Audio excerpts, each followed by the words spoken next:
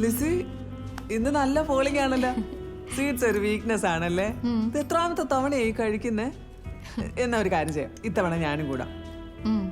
എനിക്കൊരു ഗുലാബ് ജാം തന്നേ.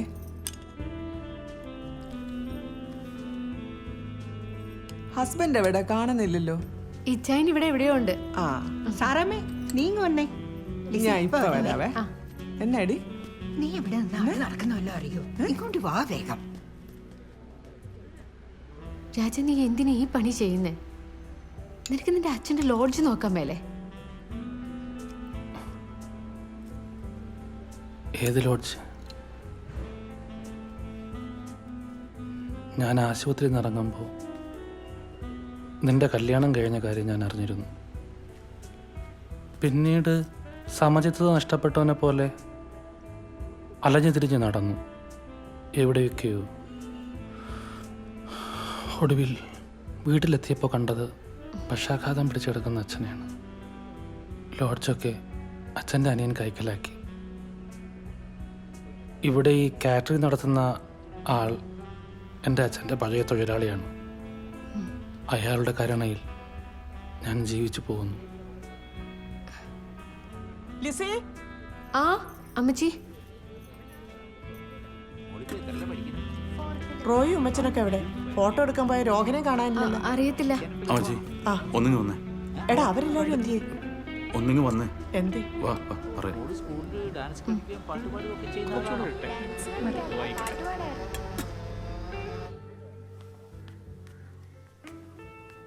അലക്സ്, കാര്യം പറ. എന്നാത്ര നീ എന്നെ ഇങ്ങോട്ട് കൊണ്ടുവന്നേ? അമ്മച്ചി ഇയാളെ അറിയോ നോക്കി. മേരിക്കുട്ടി,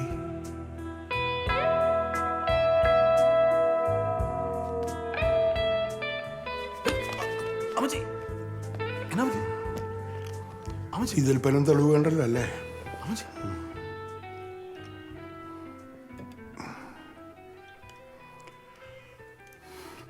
റോയ്, ആഹാ, നിങ്ങളിവിടെ കള്ളും കുടിച്ചിരുന്നോ?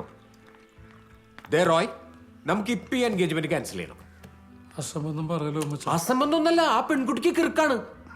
എന്തിനാണ് അങ്ങനെ ഒരുത്തിനെ ആ പാവരോഹന്റെ തലയിൽ കെട്ടിവെക്കണേ? അച്ഛാ, നമുക്ക് പിന്നെ സംസാരിക്കാം. ഒന്ന് പുറത്തേക്ക് ഇല്ല, ഇല്ല, എനിക്ക് പറയാനുള്ളത് പറഞ്ഞിട്ട് ഞാൻ പോവുള്ളൂ. അച്ഛാ, ഞാൻ പറയുന്നത് കേൾക്ക്. പിന്നെ അമ്മച്ചി ഇവിടെ ഉണ്ടായിരുന്ന അമ്മച്ചി കിറുക്കാണെന്നുള്ളത് മാത്രമല്ല എന്റെ പ്രശ്നം. പെൺകുട്ടിയെ കുറിച്ച് എനിക്ക് വേറെയും ചില സംശയങ്ങളുണ്ട്. അവളൊരു നിംഫോമാനിയക്കാണെന്നാണ് എനിക്ക് തോന്നണത്. എന്റെ അമ്മച്ചി പൊന്നും പണമൊന്നല്ല, സ്വഭാവ ഗുണം. അതാണ് ഒരു പെൺകുട്ടിയുടെ സമ്പത്ത്, അല്ലേ? അതില്ലാത്ത ഒരുത്തിക്ക് വേറെ എന്തുണ്ടായിട്ട് ഒരു കാര്യമില്ല. അപ്പുറത്ത് കറക്റ്റ്. അതെ, ഇതൊക്കെ നമുക്ക് പിന്നീട് സംസാരിക്കാം. തൽക്കാലം പുറത്തേക്ക് പോകും. റോയ്, ഞാൻ പറഞ്ഞതിന്റെ ഗൗരവം നിനക്കെന്താ മനസ്സിലാവാത്തത്? വെറുതെ ഒരു കാര്യം പറഞ്ഞ് ഞാൻ പ്ലീസ്, ഞാൻ പറയുന്നത് കേൾക്ക്. കുറച്ച് കഴിഞ്ഞാൽ അലക്സേ, നിനക്ക് അവളെ പറ്റി അറിയാൻ പാടില്ല ചേട്ടാ. അവൾ എന്താ ചെയ്തെന്ന് അച്ചായ, അവരൊക്കെ ന്യൂ ജനറേഷൻ പിള്ളേരല്ല അച്ചായ. എന്നതാടാ കല്യാണ ചെറുക്കന്റെ കുണ്ടിക്ക് കയറി പിടിക്കുന്നതാണോ ന്യൂ ജനറേഷൻ? എടാ, പാവ രോഹന്റെ ചുണ്ട് അവള് കടിച്ചു പറിച്ചു. ഞാൻ പറയുന്നത് കേക്ക് നീ. നമുക്ക് പിന്നെ പറയാം, പിന്നെ സംസാരിക്കാം. അല്ലടാ, ഇത് ഒന്ന് പുറത്തേക്ക്. അലക്സ്, ഇവരോട് പുറത്തോട്ട് പോകാൻ പറ. അമ്മച്ചി ഒന്ന് പുറത്തേക്ക് പോകാൻ പറ പ്ലീസ്.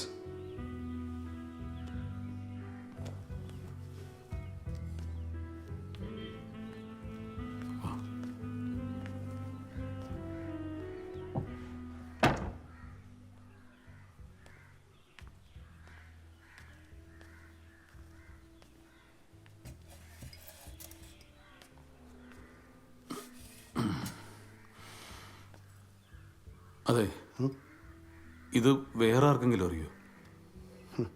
നമ്മൾ 3 പേർക്കും പിന്നെ മേരിക്കുട്ടിക്ക് മാത്രമേ അറിയൂ. ഇതൊക്കെ നാട്ടുകാരോട് പറയാൻ പറ്റുന്ന കാര്യമാണോ? മോശമല്ലേ? അപ്പോൾ അത് ഡിസ്കസ് ചെയ്യാനാണ് ഞാൻ വന്നേ. ഓ, ബ്ലാക്ക് മെയിലിംഗ്. വേണമെങ്കിൽ അങ്ങനെയും പറയാം. ഈ കുടുംബത്തിന്റെ റെപ്യൂട്ടേഷൻ എന്താണെന്നറിയോ? എവിടെന്നെങ്കിലും വലിഞ്ഞു കയറി ഒന്നൊരുത്തൻ എന്തെങ്കിലും പറഞ്ഞു കഴിഞ്ഞാൽ നാട്ടുകാർ വിശ്വസിക്കുന്നതാണോ വിചാരിച്ചു വെച്ചിരിക്കുന്നത്? എൻ്റെ റെപ്യൂട്ടേഷനെ കുറിച്ച് അറിഞ്ഞിടത്തോണ്ടാണ് അലക്സ് ഇങ്ങനെ സംസാരിക്കുന്നത്. ഞാൻ എവിടെന്നെങ്കിലും വലിഞ്ഞു കയറി വന്നവനൊന്നും അല്ല അലക്സേ. ഇപ്പോൾ മനസ്സമ്മതം നടന്ന പള്ളിയില്ലേ, വർഷങ്ങൾക്ക് മുമ്പ് ആ പള്ളിയിലെ വികാരിയിരുന്ന ഫാദർ സേവിയറാണ് ഞാൻ. ചെറിയൊരു സ്കാൻഡൽ കാരണം സഭ എൻ്റെ ലോഹൂരി വാങ്ങി. പക്ഷേ ഇപ്പോഴും പഴമക്കാർക്കൊക്കെ എന്നെ നല്ലപോലെ അറിയാം കേട്ടോ. തനിക്ക് എന്നാ വേണം? Now you have come to the point. അളിയ ഞാൻ സംസാരിക്കും. ഞാൻ സംസാരിച്ചോളാം. തനിക്ക് എന്നാ വേണ്ടത്? നാട്ടു നടപ്പനുസരിച്ച് പുത്രൻ്റെ വിവാഹം നടക്കുമ്പോൾ സ്വാഭാവികമായും പിതാവിന് കിട്ടേണ്ട ചില സാമ്പത്തിക നേട്ടങ്ങളുണ്ട്. ന്യായമായും എനിക്കത് കിട്ടണ്ടേ? ഞങ്ങളൊന്നും തരുന്നില്ല, എന്നാ ചെയ്യും? ഷോ, തരുന്നില്ലെങ്കിൽ ചിലപ്പോൾ എനിക്ക് പുത്രസ്നേഹം നിയന്ത്രിക്കാൻ പറ്റില്ലെന്ന് വരും. നാണാവില്ലൂടെ എനിക്ക്? നല്ല ആരോഗ്യമുണ്ടല്ലോ, പണിയെടുത്ത് ജീവിച്ചൂടെ? ഞാനും അന്തസ്സുള്ളൊരു പണി തന്നെയാണ് ജീവിച്ചിരുന്നത്. നിരന്തരം ഭർത്തൃപീഡനം അനുഭവിച്ചിരുന്ന ഒരു പാവ സ്ത്രീ ഒരിറ്റ ആശ്വാസത്തിനായി ഒരു രാത്രി എൻ്റെ മേടയിൽ വന്നപ്പോൾ ഈ നാട്ടിലെ നാറുകളെല്ലാം കൂടി ഞങ്ങളെ വളഞ്ഞിട്ട് പിടിച്ചു. ആ പാവ സ്ത്രീയുടെ ജീവിതം പോയി, എൻ്റെ പട്ടവും പോയി. അത് കഴിഞ്ഞ് ഞാനൊരു തിയേറ്റർ ലീസിനെടുത്ത് നടത്തി. രാത്രി അവിടെ ബ്ലൂ ഫിലിം കാണിക്കുന്നതെന്ന് പറഞ്ഞ് പോലീസുകാരെന്നെ ഒന്ന് പിടിച്ചുകൊണ്ടുപോയി. പിന്നെ ഞാൻ ലീസിന് റിസോർട്ട് തുടങ്ങി. ടൂറിസം വളരുന്നില്ല എന്ന് നിലവിളിച്ചിട്ട് വല്ല കാര്യമുണ്ടോ? ടൂറിസ്റ്റുകളെ ഇങ്ങോട്ട് കൊണ്ടുവരണമെങ്കിൽ അവരെ എൻ്റർടൈൻ ചെയ്യിക്കാനുള്ള സാധനങ്ങൾ കൊടുക്കണ്ടേ? അതിനുവേണ്ടി ഞാൻ രാജ്യത്തിൻ്റെ പല ഭാഗത്തു നിന്നും സാമ്പത്തികമായി പിന്നോക്കം നിൽക്കുന്ന ചില പെൺകുട്ടികളെ കൊണ്ടുവന്ന് ഒരു മസാജ് സെൻ്റർ തുടങ്ങി. അപ്പോൾ പോലീസുകാർ വന്ന് അവരെ പിടിച്ചോണ്ട് പോകാന്നേ. മാന്യമായൊരു തൊഴിൽ ചെയ്ത് ജീവിക്കാനുള്ള സാമൂഹിക സാഹചര്യം ഇവിടെ ഇല്ലെന്ന് മനസ്സിലാക്കിയപ്പോൾ ഞാൻ തീരുമാനിച്ചു, ഇനി ഇങ്ങനെ കഷ്ടപ്പെടണ്ട. സമ്പത്ത് കാലത്ത് തൈപത്ത് നട്ടാൽ ആപത്ത് കാലത്ത് കായ്പത്ത് തിന്നാവുന്നാണല്ലോ പ്രമാണം. സത്യം പറയാലോ, ഞാനിരുന്ന പല ഇടവകളിലും പല സ്ത്രീകളെയും ഞാൻ ആശ്വസിപ്പിച്ചിട്ടുണ്ട്. ദൈവകൃപയാൽ അതിലെല്ലാം ആന്തരികളാണ് പറയുന്നത്. അവരുടെ കല്യാണത്തിന് ചെന്ന് സ്ത്രീധനത്തിൻ്റെ പങ്കുപറ്റലാണ് ഇപ്പോഴത്തെ എൻ്റെ തൊഴിൽ. എന്താ കുഴപ്പമുണ്ടോ? നാറി. അതൊന്നും ആയിക്കോട്ടെ, എനിക്ക് തരാനുള്ളത് തന്നാൽ ഇലയ്ക്ക് മുഴുവനും കേടില്ല, നമുക്ക് ഈ പ്രശ്നം സോൾവ് ചെയ്യാം. ഒരു 1 ലക്ഷം രൂപ വരും, അത് വാങ്ങി പോക്കോണം. അതെൻ്റെ പട്ടിക്ക് ഒരു മാസത്തിന് തികയില്ലല്ലോ. ഒരു 5 ലക്ഷം രൂപ വരെ? അത് എൻ്റെ ഒരു മാസത്തെ ചെലവിന് തികയില്ലല്ലോ. ഒരു 10 ലക്ഷം രൂപ വരും ഫൈനൽ, അതിൽ കൂടുതൽ ഒരു പൈസ വരില്ല. റോയേ, എൻ്റെ ക്ലബ് മെമ്പർഷിപ്പ് പുതുക്കാനേ ഇത് തികയൂ. പിന്നെ തനിക്ക് എത്ര വേണമെന്നാണ് പറയുന്നത്? സ്ത്രീധനത്തിൻ്റെ പകുതി. പകുതിയോ? ആ, സ്ത്രീധനത്തിൻ്റെ നേർപകുതി. ബാക്കി നിങ്ങൾ അവരെ വളർത്തിയും പഠിപ്പിച്ചതിന് എടുത്തോ. ആ,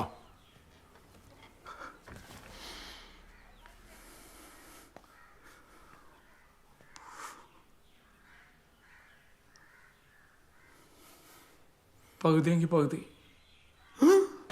അളിയൻ എന്തോ നീ പറയുന്നത്? പകുതിയോ? പോട്ടെ അലക്സ്, 50 ലക്ഷത്തിന്റെ പകുതി 25 ലക്ഷം രൂപ കൊടുത്തു തൊലയ്ക്കാം. ശല്യം ഒഴിയട്ടെ. എടാ റോയ്മോനെ, നീ കൊയർ പോയായിരുന്ന പള്ളിയിലെ വികാരിയായിരുന്നു ഞാൻ. എൻ്റെ അടുത്ത് വില ഇറക്കല്ലേ. 50 ലക്ഷം അല്ല, 10 കോടിയാ സ്ത്രീധനം. അതിൻ്റെ നേർപകുതി എനിക്ക് കിട്ടിയേ പറ്റൂ.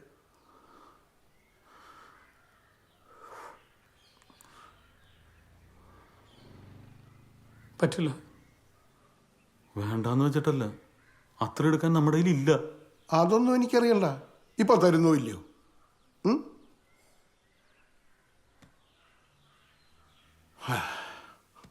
ഓക്കെ, എനിക്ക് എൻ്റെ പുത്രനെ കാണാൻ ധൃതിയായി. Thank you. വർഗീസ് മുതലാളി അവിടെ ഉണ്ടല്ലോ അല്ലേ? ആ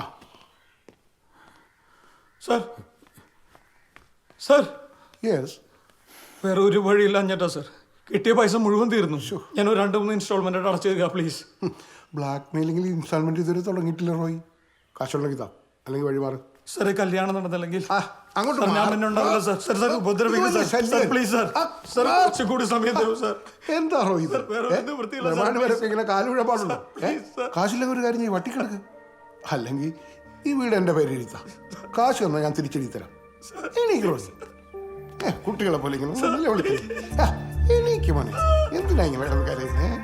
എല്ലാത്തിനും പരിഹാരം ഉണ്ടാക്കാം.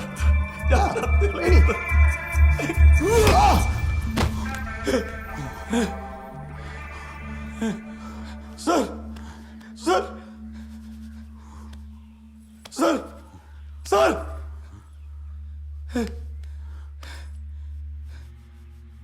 പോയി, ആള് പോയി.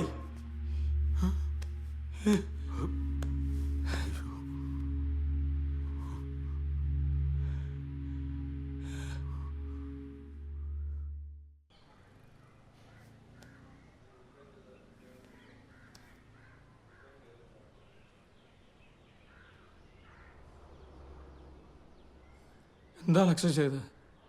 പിന്നെ എന്നാ ചെയ്യാനാ? എടുത്തു കൊടുക്കാൻ കയ്യിൽ കാശുണ്ടോ? എന്നാണേലും നമ്മളൊക്കെ കെട്ടി തൂങ്ങുന്നതിനേക്കാൾ ഭേദം ഇത്.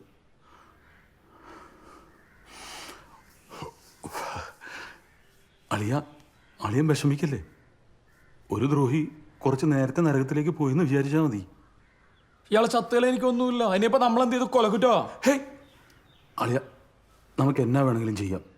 അളിയനൊന്ന് കൂളായിട്ടിരുന്നാൽ മതി.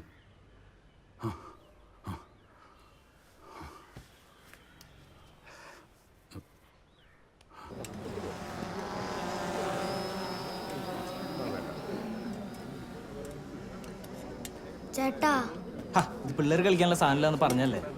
ഇവിടെ കിടന്ന് കറങ്ങിയിട്ട് യാതൊരു കാര്യമില്ല. വെറുതെ കോൺസെൻട്രേഷൻ കളയാണ്ട് പൊക്കോണം.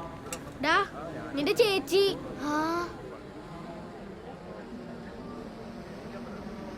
ആ കുട്ടിമോന്റെ ചേച്ചിയാന്നോ? ആ അതെന്റെ കസിൻ സിസ്റ്ററാ. കൊള്ളാലോ. എന്നാ ചേച്ചിയുടെ പേരെന്നാ? ഡേസി ചേച്ചി. ഡേയ്സ് ചേച്ചി. ആ എവിടെ ഇവിടെ തന്നെയാണോ പഠിക്കുന്നത്? ആ ഇവിടെ തന്നെ കുറച്ച് ദൂരം. ഏത് കോളേജിലാ? കോളേജ്. Saint Thomas. ആ അപ്പൊ ഇവിടെ തന്നെ ഉണ്ടാവും കുറച്ച് ആ നേരം. കുറച്ചു നേരം കൂടെ ഉണ്ടാവും. മോനിക്ക് വന്നേ ചോദിക്കട്ടെ. ആ. അല്ല മോന്റെ പേരെന്നാ പറഞ്ഞ? മിലൻ.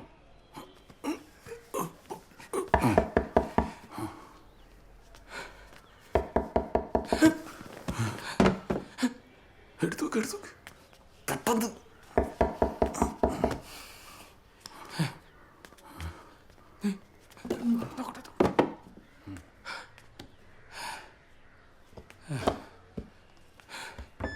എന്താ തുറക്കാത്തെ? ഇത്ര താമസം? എനിക്കൊരു കാര്യം പറയണം. ഇയാളാരാ? അലക്സിന്റെ ഫ്രണ്ടാ. പുള്ളി ഓവറായി പോയി, ബ്ലാക്ക് ഔട്ടായി. അതെ. ചേട്ടായി, ആ പെണ്ണ് ശരിയല്ല. അവൾക്ക് ലൂസ് തന്നേ. കുറച്ച് വട്ടമൊക്കെ എല്ലാ പെണ്ണുങ്ങൾക്കും ഉണ്ടാവും. നീ ഇത്ര വലിയ സീരിയസ് ഇഷ്യൂ ആക്കല്ലേ പ്ലീസ്. നീ മാനേജ് ചെയ്യ്. ചേട്ടാ എന്ത് പറയും? ഞാൻ ഒരു ഭ്രാന്തിലൂടെ ജീവിക്കാനോ?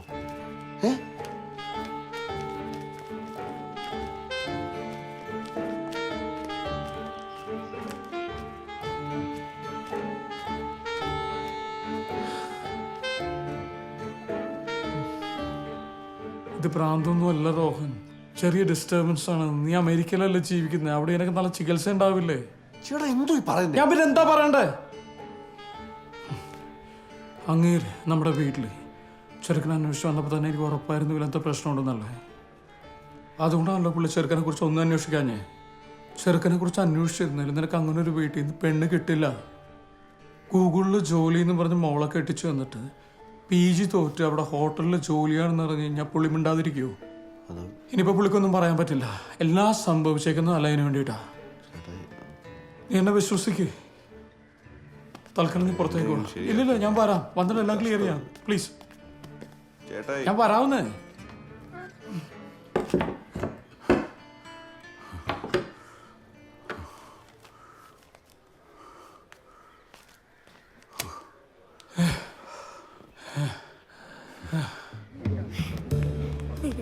വാടാ ഐസ്ക്രീം കഴിക്കാം.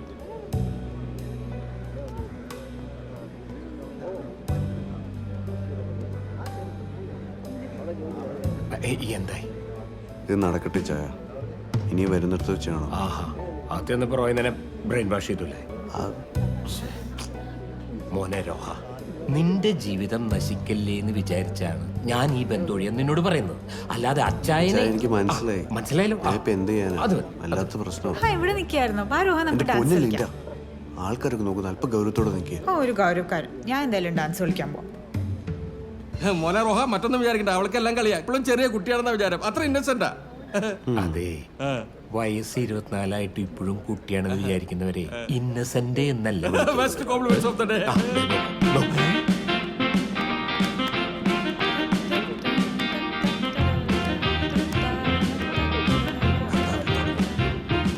കൊള്ളാം. എന്തായാലും ഇവിടെയുള്ള വട്ടനൊരു കൂട്ടായി.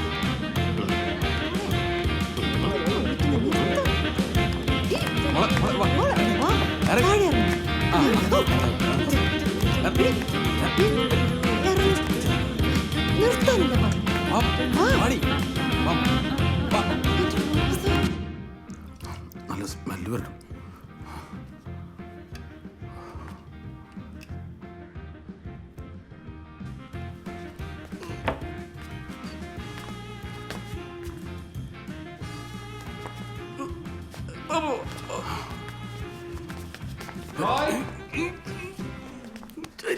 ഉമ്മച്ചൻ, ഉമ്മച്ചൻ, ഉമ്മച്ചൻ. ആഹാ, അപ്പൊ നീ കാശിന് വേണ്ടിട്ട് അവനെ ബലി കൊടുക്കാൻ തന്നെ തീരുമാനിച്ചു അല്ലേ? പെരത്തുമ്പോ വാഴ വെട്ടാൻ നിക്കല്ലോ ഉമ്മച്ച. വാഴ വെട്ടാനല്ല, പുര കത്താതിരിക്കാനാ ഞാൻ നോക്കണത്. അവൻ എന്റെ സ്വന്തം അനുജനല്ലടാ. അവന്റെ തലയിൽ ഒരു പ്രാന്തിയെ കെട്ടിവെക്കാൻ നിനക്ക് എങ്ങനെ തോന്നണടാ? ഒരു ചെറിയ പ്രശ്നമുള്ള പെണ്ണിനെ നിങ്ങൾ ഭ്രാന്തിയാക്കിയോ? ചെറിയ പ്രശ്നം. നീ താഴെ വന്ന് നോക്ക്, അപ്പറിയാം. ഞാൻ താഴെ വരാം, നിങ്ങളത് ചെല്ല് തൽക്കാലം. ഇപ്പൊ വരണം. ഞാൻ വരാം. ഓക്കെ.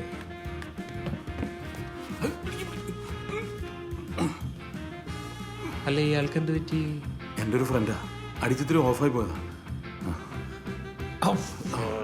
Best friend.